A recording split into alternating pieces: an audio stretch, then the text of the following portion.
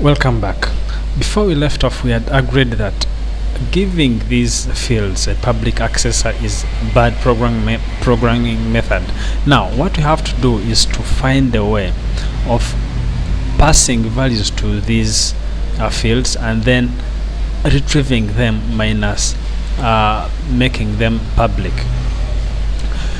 First, we are going to create some parameters here. Do you remember the analogy we used of calling this a master form?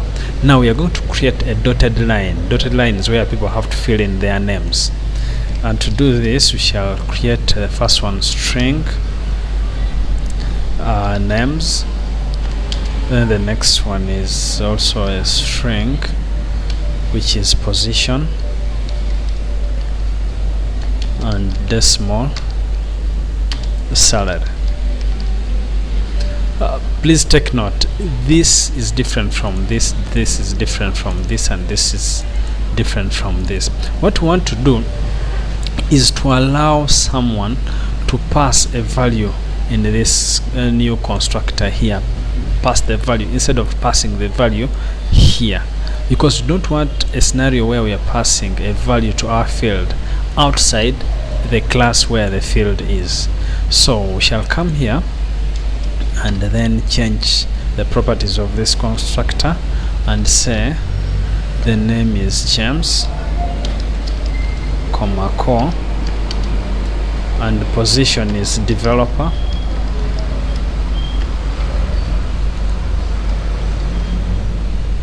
then the salary is 200.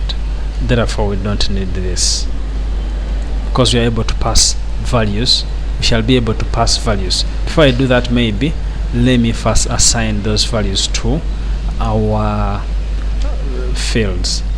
We shall say name is equal to names, and then designation is equal to position, and salary is equal to salary. Maybe let me make this one salaries. So salary is equal to salaries. So what we've basically done here is to get these values that would have been passed and then send them to our fields. Let's continue here with this object, that is Julie in a small, and then she is the director. She gets 350.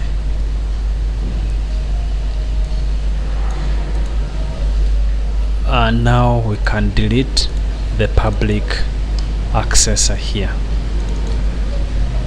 and that will give us an underlining, because as it is now we are not able to access this. That's why we get this red underlining.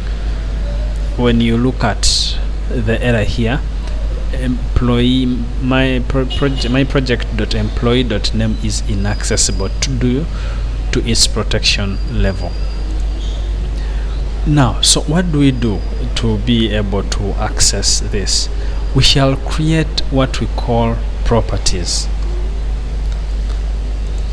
The first property will be a public string still, and its name.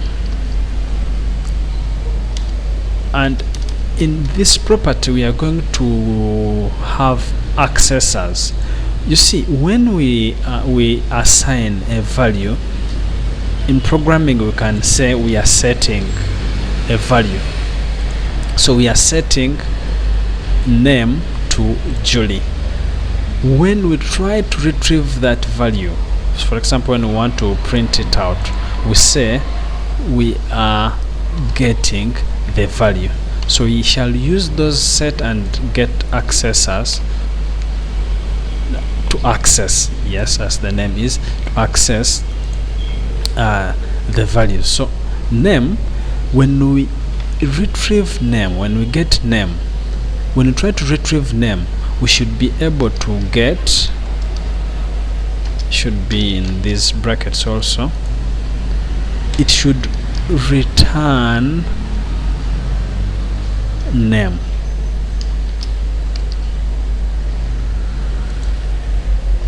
Terminate this, and that, and when it's set, we shall say name is equal to value,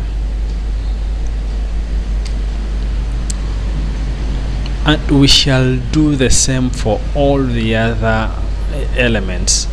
Let me see, name, yes, that's okay.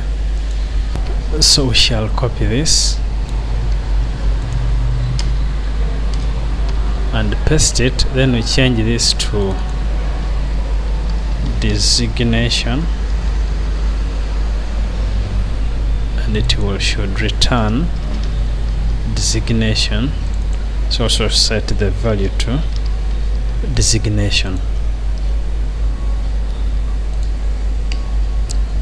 The next one is this one is decimal. Salary, should set the salary, and then value here should be also the one of salary. And in that regard, I paused this video to receive a call. I don't even remember where I was, but I will assume I was explaining these red underlinings. So the red underlinings are telling us that we are not able to know where designation is coming from. Actually, we are saying designation is inaccessible due to its protection level. So instead of using this name here, we shall instead use base name and the designation as well. Actually, we shall just delete this, and then salary. You take note, designation is different from designation. These two are different variables. We are not able to access this, but we are able to access this out of this class if you're not in this class. So I shall do the same here.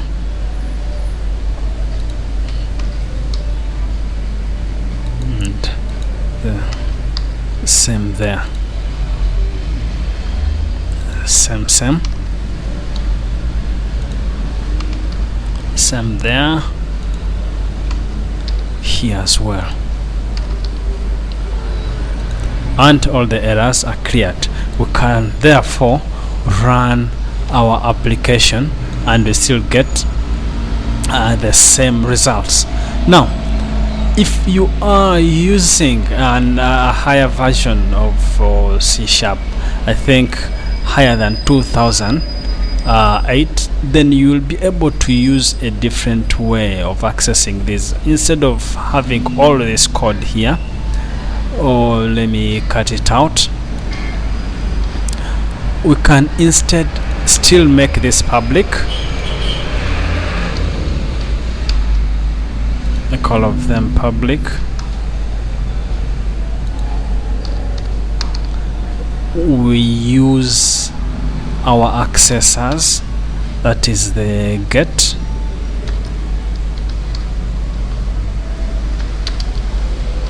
and the set.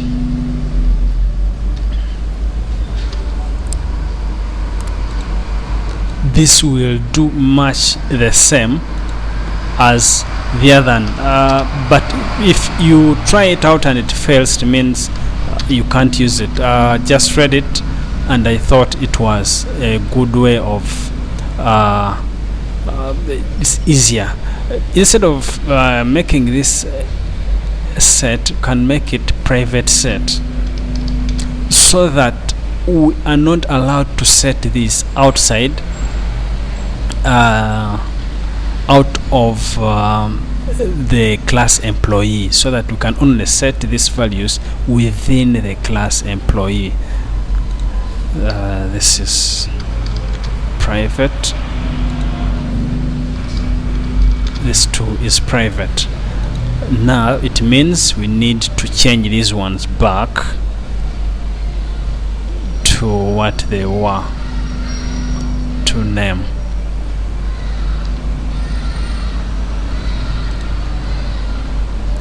Same here,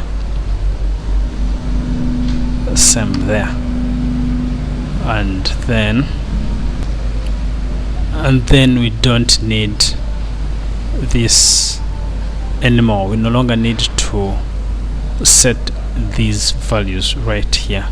You can just delete this, because if you do, when you point here, it will tell you that the property index sample cannot be used in the context. When you read that in the context, we are trying to do it because we can no longer set the value of this outside. You can't, this is not allowed, because you're trying to set this value and yet this one is supposed to be private. If you deleted this for name, for example, this one becomes okay. Now we are allowed to set it outside the class, but I'll undo this, make it private, and then this one becomes illegal to do here. I'll delete that as well.